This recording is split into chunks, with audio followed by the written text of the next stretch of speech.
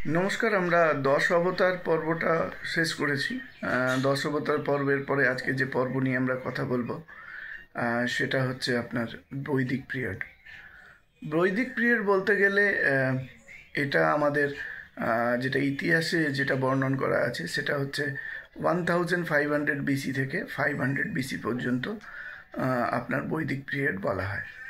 কিন্তু আমার মনে হয়, এবং এটা বৈজ্ঞানিক ব্যাখ্যাও আছে, যে এই সময় বেদকে সংকলন করা হয়। অ্যাকচুয়ালি বৈদিক পিরিয়ডের এজ বলা খুব মুশকিল, কারণ বেদ যে কবে এসছিল, কে লিখেছিল, এটা বলা খুবই মুশকিল, এবং একে খালি সংকলন করা হয়েছে পরে।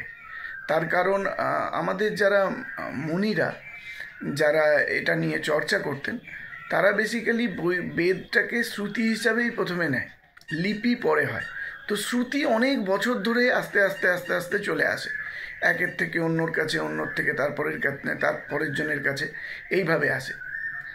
এবার এইটা যেটা আমরা বলি 1000 বিসি, মানে before Christ to 500 BC before Christ, এই সময় এটা সংকলন করে লিপিবদ্ধ করা হয়। বেদকে 4 ভাগে ভাগ করা আছে, আমরা জানি। প্রথম বেদ, যাকে আমরা বলি ঋগ বেদ। বেদের অর্থ কি? বেদের অর্থ হচ্ছে জ্ঞান। ঋগ মানে হচ্ছে মন্ত্র। মন্ত্র সম্বন্ধীয় যে জ্ঞান, সেটা আমরা ঋগ্বেদে পাই। দ্বিতীয় হচ্ছে যজুর্বেদ। যজুর্বেদের অর্থ হচ্ছে যজ্ঞ। যজ্ঞ সম্বন্ধীয় জ্ঞান, সেটাকে আমরা যজুর্বেদ বলি।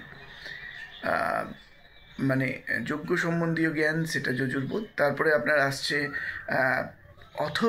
শ্যামবেদ। শ্যামবেদ মানে হচ্ছে, শ্যাম মানে হচ্ছে গায়ন, আর বেদ মানে হচ্ছে জ্ঞান। মানে গায়ন সম্বন্ধীয় যে জ্ঞান, তাকে আমরা শ্যামবেদ বলি। আর অথর্ববেদ, অথর্ব অর্থ হচ্ছে চিকিৎসা শাস্ত্র, এবং এতে অনেক রকমের টোটকা এবং বিভিন্ন রকমের সায়েন্টিফিক অনেক কিছু জিনিস দেওয়া আছে, যেটা নিয়ে রিসার্চ করা যেতে পারে। সেটা আমাদের অথর্ববেদে বিস্তারিত বিশ্লেষণ করা আছে। এবার আমার বলার উদ্দেশ্য এটাই, যে আমরা বেদটাকে কিভাবে দেখি। প্রথম যে বেদটা আছে সেটা হচ্ছে ঋগ্বেদ। আজকে আমরা ঋগ্বেদ সম্বন্ধেও আলোচনা একটু করব, কারণ বেদ বলতে গেলে বিরাট বড় বিষয়। বেদের প্রথম যে ঋগ্বেদ, তাতে দেখা যায় বেসিক্যালি আমরা এই যে ঈশ্বরের যে কনসেপ্ট, মানুষের মধ্যে যে ভগবানের কনসেপ্ট, এটা কিভাবে এসেছিল। প্রথম যে কনসেপ্টটা এসেছিল ভগবানের রূপে, সেই কনসেপ্টটা হচ্ছে যে মানুষের মধ্যে ভয় জন্মেছিল। ভয় মানে প্রাকৃতিক অপদাকে ভয় জন্মেছিল, প্রকৃতি অপদা থেকে ভয় জন্মেছিল। বজ্র বিদ্যুৎ পড়া, আগুন লেগে যাওয়া, ঝড় হওয়া, বন্যা হওয়া, এবং বিভিন্ন রকমের যেগুলো মানুষকে মানে মানুষ যেখানে ক্ষতিগ্রস্ত হতো, তার থেকে ভয় পেত, এবং তার থেকে ভয় পাওয়ার জন্যই আস্তে আস্তে আমরা ঈশ্বরের দিকে গমন করি, যাতে আমার উপর রক্ষা করে।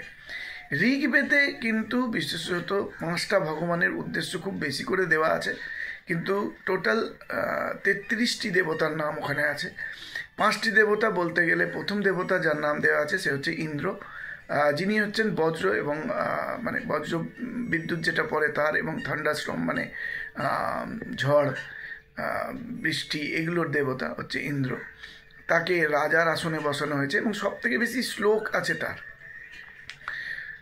আমি আরেকটা জিনিস একটু বলে দিই এর মধ্যেই।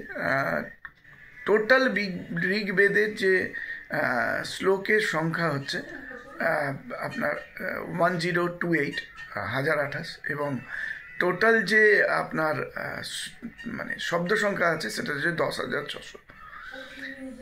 ঋগ্বেদে প্রথম আমি কথা বললাম ইন্দ্র, তারপরে আছে আপনার অগ্নি, মানে আগুনের দেবতা, তারপরে আছে আপনার বরুণ, যে হচ্ছে আপনার জলের দেবতা, তারপরে আছে বায়ু, তারপর পৃথিবী, এরকম করে। তারপরে আরেকজনের নাম দেওয়া আছে, যেটা খুব ইম্পর্টেন্ট ফর দ্য ঋগ্বেদ, যেটা নিয়ে বারবার আলোচনা হয়েছে ঋগ্বেদে, সোম। সোম অর্থটা নিয়ে অনেকের অনেক কনফিউশন আছে, আর সোম অর্থটা নিয়ে অনেকে অনেক রকম ব্যাপার বলতে চায়। বেসিক্যালি সোম শব্দের অর্থ হচ্ছে উত্তম বা উৎকৃষ্ট। সেখানে ঋগ্বেদে সোম রসের কথা বলা আছে, তারপরে আপনার সোম বস্তুর কথা বলা আছে, সোম গায়ের কথা বলা আছে, এবং সোম দ্রব্য, শস্য, বিভিন্ন সোম, সোম মানে উৎকৃষ্ট জিনিস, সেটা আমরা ঈশ্বরকে দান করব।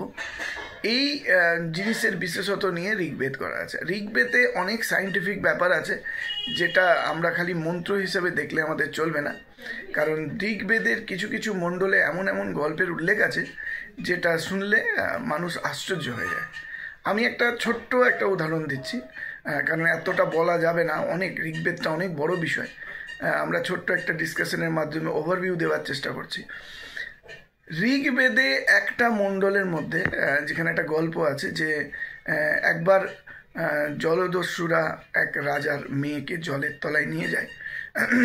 তাতে দেবতার সেনারা এমন একটা জাহাজ তৈরি করে যে জাহাজ জলের তলায় গিয়ে যুদ্ধ করে সে রানীকে উদ্ধার করে নিয়ে আসে। তার মানে বলতে হবে যে সেই সময় আমাদের যে এখনকার দিনের যাকে বলছি পাণ্ডুবি, মানে হিন্দিতে পাণ্ডুবি বলে, বা আপনার নেভাল ফোর্স, সেইটাও ছিল, মানে সেটার কনসেপ্টও করা হয়েছিল। এছাড়া ইউনিভার্সের কনসেপ্ট আছে অনেক বড়, সূর্য, পৃথিবী, কিভাবে পৃথিবী সূর্যকে পরিক্রমা করে এবং কি কি আমরা সূর্যের থেকে গুণ পাই, সেগুলো আস্তে আস্তে আমরা প্রত্যেকটা জিনিসই কিন্তু ঋগ্বেদের মাধ্যম থেকে জানতে পারি। ঋগ্বেদের ব্যাপারে বলা হলো, আমি এই বলে এটা শেষ করব। নমস্কার।